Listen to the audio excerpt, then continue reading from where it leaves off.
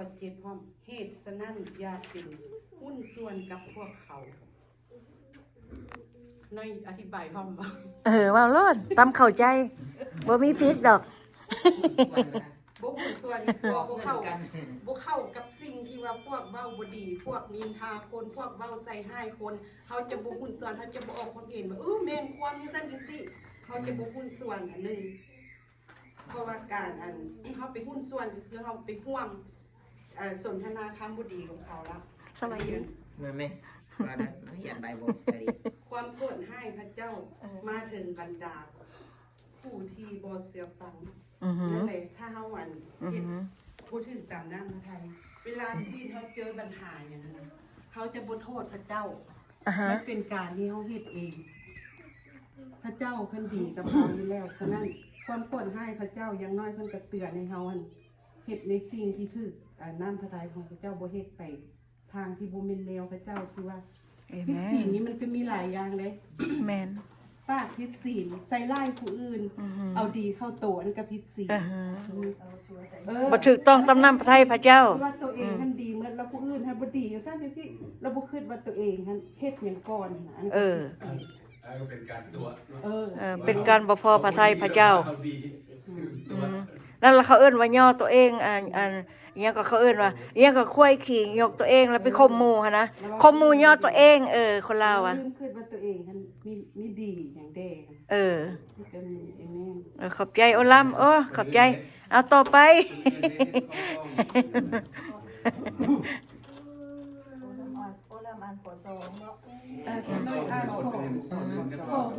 It's really good lesson, John.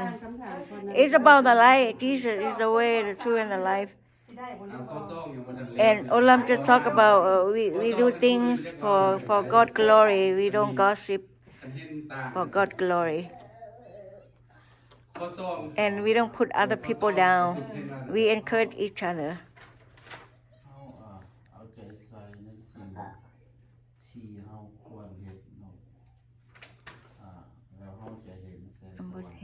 Bột hen khát nó mình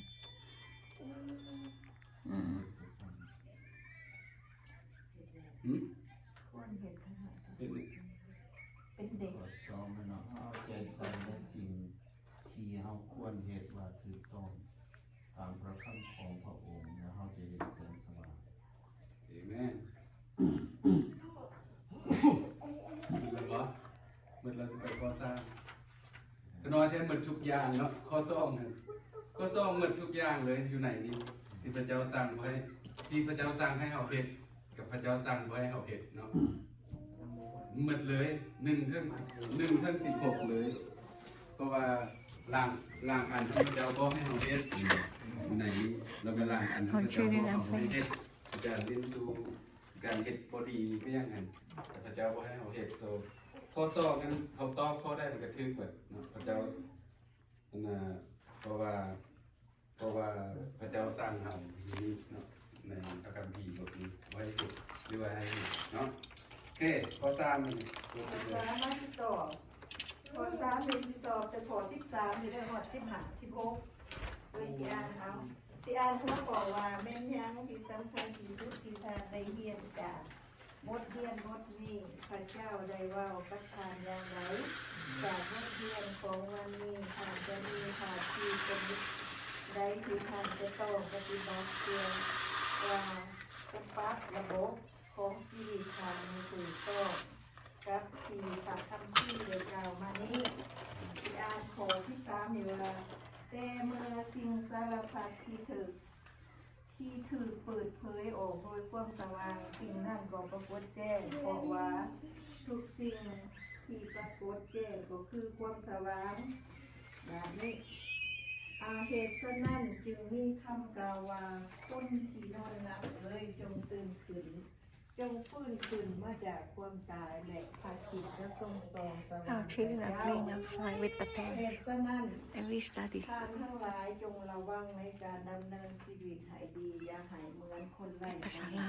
ให้เหมือนคนมีจงช่วยโอกาสเพราะว่าทุกวันนี้อันนี้แหละเฮาอยู่ในโลกที่บ่ดีของมื้อนี้เพิ่นบาให้เฮาหั่น สวยโอกาสเนาะอยากให้เฮาเป็นคนไร้ประโยชน์ที่ว่าบ่มีอีหยังบ่มีไร้ค่านะนะถือว่าเฮานี่มีราคาแพงที่สุดสำหรับในพระเจ้าอันนี้เนาะแล้วก็เพิ่นว่าให้ดำเนินชีวิตอันนี้อ่านเลยเนาะสวยโอกาสอันเลยเอเมนบ่เท่านั้นล่ะ อาเมนขอบใจ คนอื่นให้มา ขอบใจ ต่อไปไผสิเว้า ที่สุดเพราะอันน่ะ1-16ที่เราจะอ่านมาในพระคัมภีร์บทในพระคัมภีร์ในพระคัมภีร์เอ เพ เฟ ราะว่า ซัส ดำเนินอยากจะให้เหมือนคนไร้ค่านี่แหละสำคัญ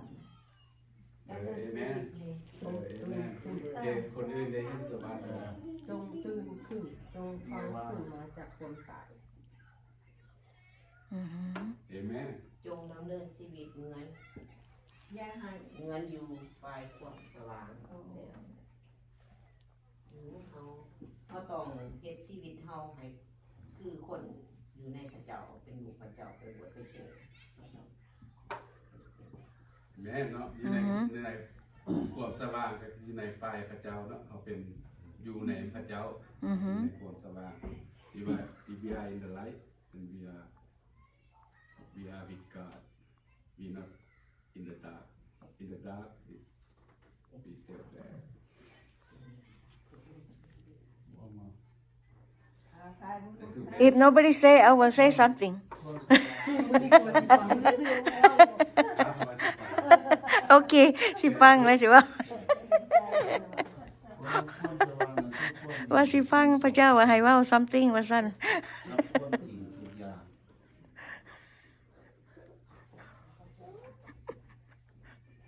ตัวนั้นวะตัวนั้นสำคัญที่สุดเนาะ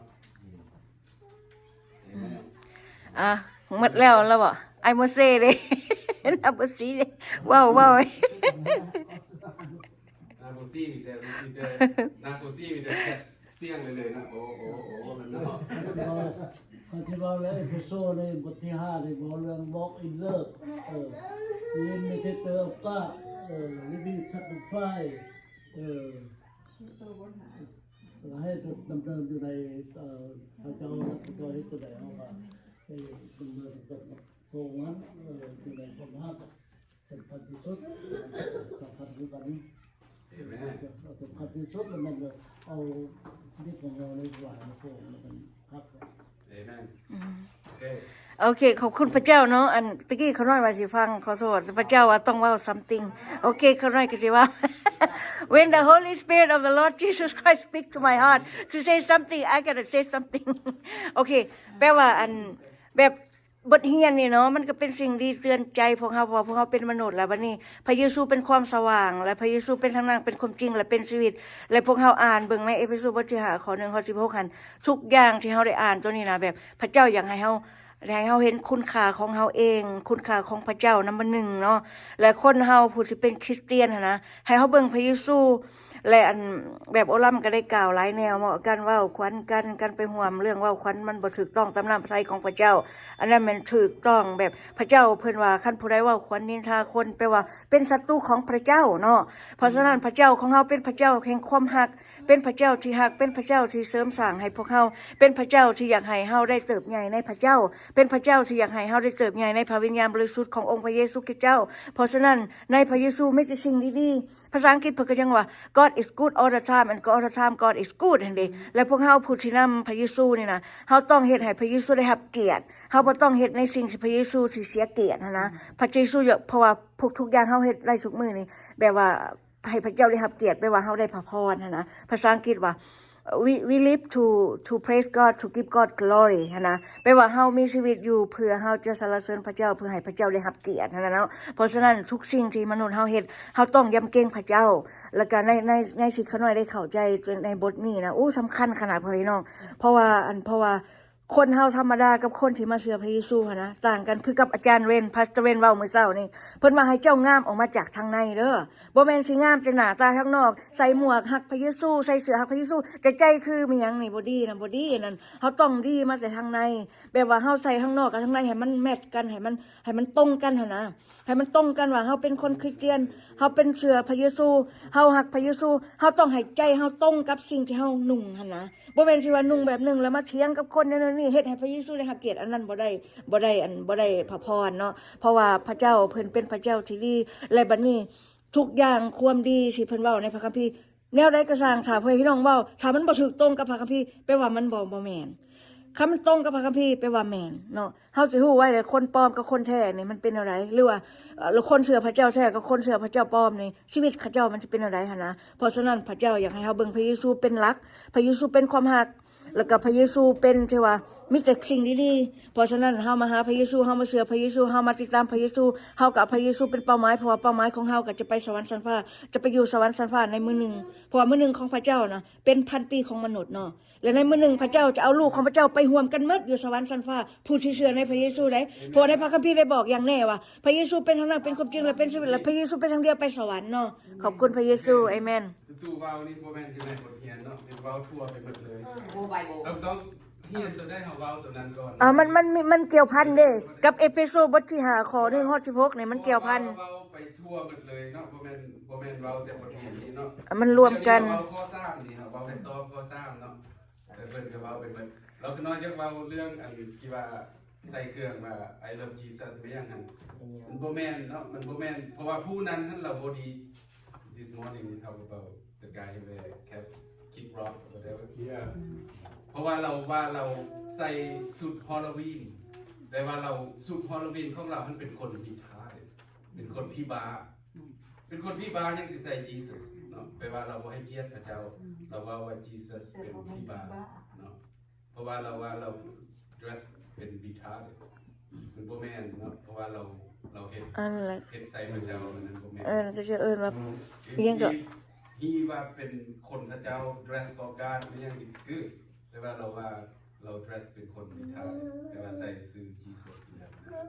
โอเค เพราะว่าคนสิบ่เชื่อเขาเจ้าว่าคนเชื่อพระเยซูเป็นผีบ้าคือขาน้อยนี่น่ะขาน้อยเชื่อพระเยซูเขาว่าขาน้อยเป็นผีบ้าแต่ว่าความจริงขาน้อยบ่ได้เป็นผีบ้าเด้อขาน้อยฮักพระเยซูแล้วขาน้อยก็ฮักพ่อแม่พี่น้องทุกคนมีคนว่าขาน้อยนี่เป็นบ้าว่าเป็นบ้าพระเยซูว่าซั่นโอ้ขาน้อยก็ขอบคุณพระเยซูอะไรก็ขอบคุณพระเยซูจังว่าพ่อแม่ขาน้อยน้องขาน้อยหลายคนแล้วก็ว่าขาน้อยเป็นผีบ้าว่าผีบ้าพระเยซูว่าซั่นขาน้อยก็ฮักพระเยซูก็ขอบคุณพระเยซูพระเยซูฮักขาน้อย Thank you Jesus พระเยซูปัวคนบ้าให้เป็นคนดี ข้อที่3สำหรับขน้อยแม่นข้อที่1หั่นเนาะให้เราเฮ็ดเป็นเอาพระเยซูคริสต์เป็นแบบอย่างเนาะของเราในชีวิตของเรา Thank you brother Thank you for being here God bless you ชีวิตตามแบบอย่างพระเจ้าเหมือนเป็นที่ทรงหักเป็นพระเยซูเนาะเป็นพระเยซูเฮาเฮ็ดทุกวันนี้เฮาอยู่ในโลกนี้ให้เฮาเฮ็ดเอาพระเยซูเป็นแบบอย่างให้เฮาเฮ็ดเหมือนพระเยซูเนาะถ้าเฮาเฮ็ดเหมือนพระเยซูฮักทุกๆคนแล้วก็บ่มีปัญหาหยังเฮาสิบ่มีปัญหาการลิ้นสู้การใส่ร้ายคนอื่นการด่าปล่อยคนอื่นบ่มีปัญหาหยังถ้าเฮาเฮ็ดแบบอย่างแบบพระเยซูเนาะเพิ่นว่าให้เฮาเป็นแบบเอาพระเยซูมาเป็นแบบอย่างเฮ็ดเหมือนพระเยซูบ่แม่นว่าให้เฮาเป็นพระเยซูเนาะบ่ให้คนอื่นมานับถือเฮาว่าเฮานี่มีพลังมี power เป็นอาจารย์ได้ก็เป็นอาจารย์ได้บ่แม่นเนาะให้เฮาเอาพระเยซูเป็นแบบอย่างเฮ็ดเหมือนพระเยซูเนาะบ่ได้ทั้งหมดก็ได้น้อยนึงเนาะอะไรนั่นก็ดีขอบคุณพระเยซู พระเจ้าสิเปลี่ยนเฮาเนาะเปลี่ยนเฮาเทื่อละเล็กเทื่อละน้อย ให้พระวิญญาณบริสุทธิ์ขององค์พระเจ้านำพา บ่แม่นว่าตื่นเช้ามาปั๊บเปลี่ยนเป็นคนใหม่โลดเนาะมันยากเราต้องเปลี่ยนไปเทื่อละน้อยเนาะแบบน้อยคือกัน ต้องเรียนไปชละขัน ตะกี้คือน้อยกับโอกาเบาโอกาปากแต่ว่าพระเจ้าทรงเปลี่ยนแล้วกาเบากาปากเอาได้สติปัญญาจากพระเจ้าบ่แม่นขน้อยเองบ่แม่นมาจากหัวน้อยเองแต่มาจากพระเจ้าเนาะพระเจ้าสิให้สติปัญญาเฮาเพราะฉะนั้นเอาพระเยซูเป็นแบบอย่างเนาะเอเมนเราต้องเบิ่งพระเยซูเอาพระเยซูเป็นใหญ่ในชีวิตเอเมนอันนี้ก็เป็นสรุปเนาะเรื่องสรุปเพิ่นสิอ่านเพิ่นสิเขียนบอกมีเรื่องเนาะ นี่ๆ is it เรื่ okay ราวไม่ยังแล้วก็ให้เราเอามาเป็นแบบอย่างไม่ยังเนาะถ้ามาเราสิอ่านเนาะเราสิอ่านให้พวกพี่น้องฟังเนาะมีเรื่องราวหนึ่งในหลายปีที่ผ่านมาที่มักกล่าวกันคือมีคริสเตียนใหม่คนหนึ่งที่กำลังได้เรียนรู้เกี่ยวกับองค์พระเยซูคริสต์ ได้เข้ามา50 ญาภิบาลในคริสตจักรของลาวชีวิตของลาวได้ถูกเปลี่ยนแปลงโดยผ่านความดุมั่นในการศึกษาพระธรรมของพระเจ้า และว่าลาวมีความยุ่งยากสนิทหนึงที่ลาวยังคล้องขาสำหรับลาวเพราะว่าลาวเคยมีปัญหาก่อนที่ลาวจะมาเป็นคริสเตียน ก่อนที่ลาวจะมาเป็นคริสเตียนชายคนนี้เคยได้ซื้อสเตอริโอที่ลักมาจากบริษัทค่ายเครื่องสเตอริโอลาวรู้จักดีว่าเครื่องนั้นเป็นเครื่องที่ลักมา แต่ว่าลาวได้ตัดสินใจซื้อเพราะว่าราคามันถูกดี ในช่วงเวลาที่ชายผู้ที่เป็นคริสเตียนใหม่คนนี้ศึกษาพระธรรมเกี่ยวกับการเทศนาของพระเยซูอยู่เทิงใจผู้มัทธิวบทที่ 5 นั้นพระเจ้าได้เฮ็ดให้เรื่องของสเตอริโอที่เราซื้อมานั้นวนเวียนอยู่ในแนวคิดของเรายิ่งเราศึกษาและอธิษฐานไปเท่าใดก็ยิ่งเฮ็ดให้เราเกิดมีความวุ่นวายในจิตใจของเราหลายขึ้นความนึกคิด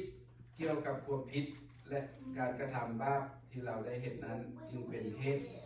ให้เราได้รับการซ่อมแซมชีวิตขึ้นมาใหม่ในที่สุดเราจึงตัดสินใจไปหาศิษยาภิบาลของเราเพื่อจะได้ข้อคำแนะนำศิษยาภิบาลของเราก็ได้นำพระคัมภีร์ในหลายๆบทมาอ่านสู่เราฟังเพื่อจะได้ตอบความคล้องใจของเราในที่สุดคริสเตียนใหม่คนนี้ก็ได้เชื่อฟังในสิ่งที่เราได้เรียนมา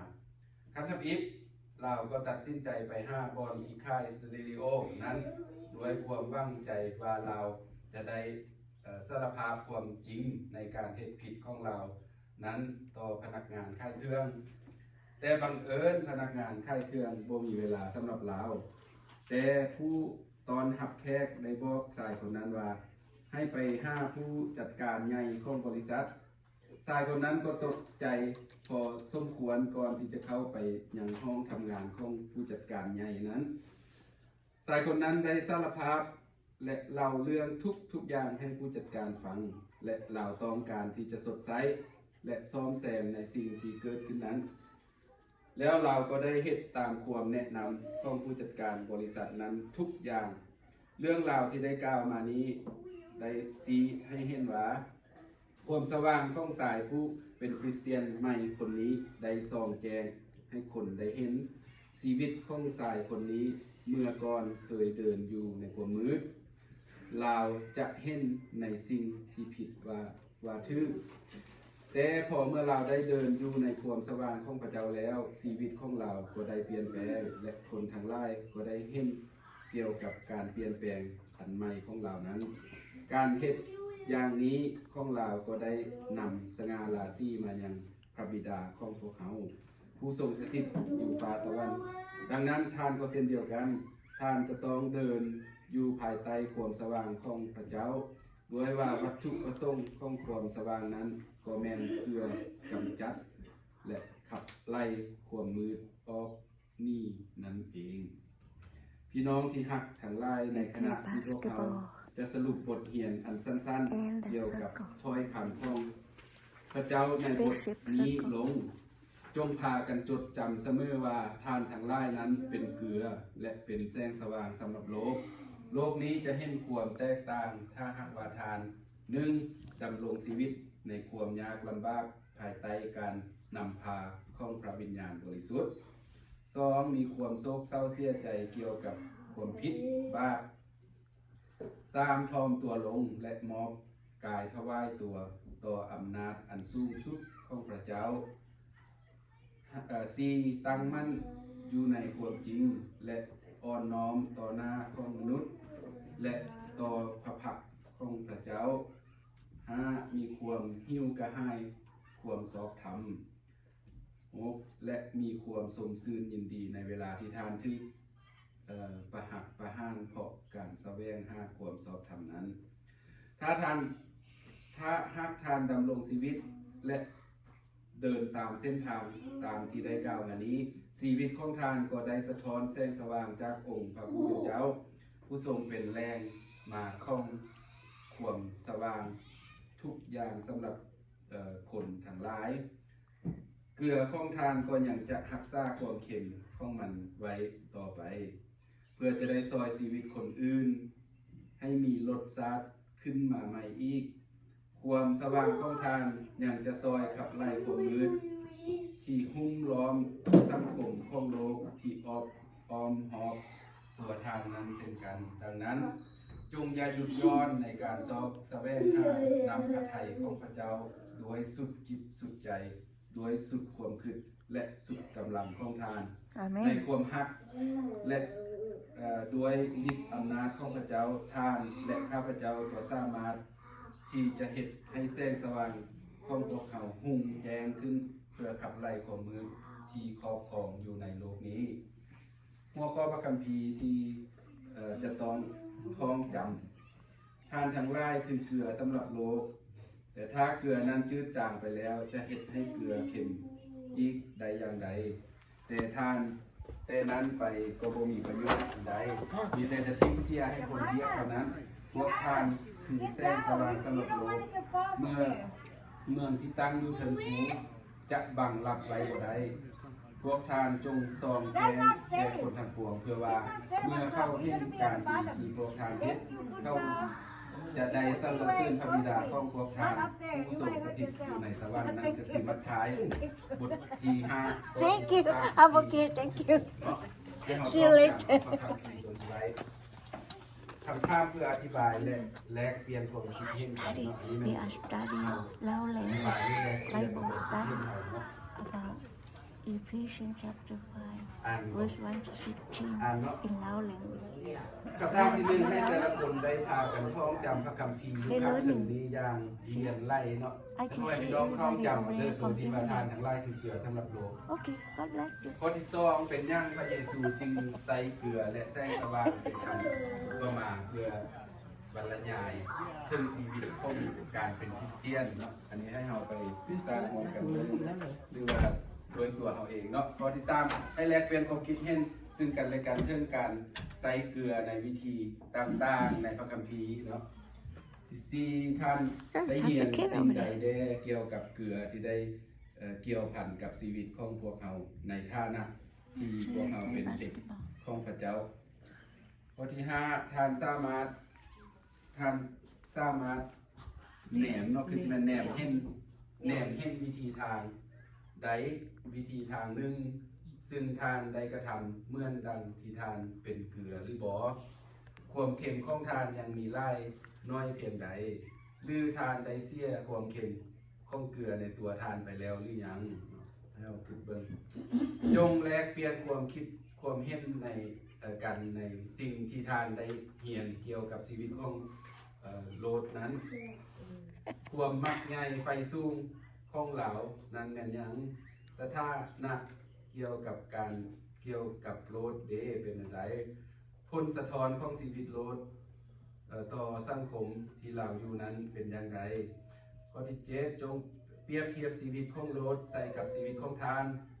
ในแนวทางอันใดที่ทานบ่ได้สะท้อนต่อสังคม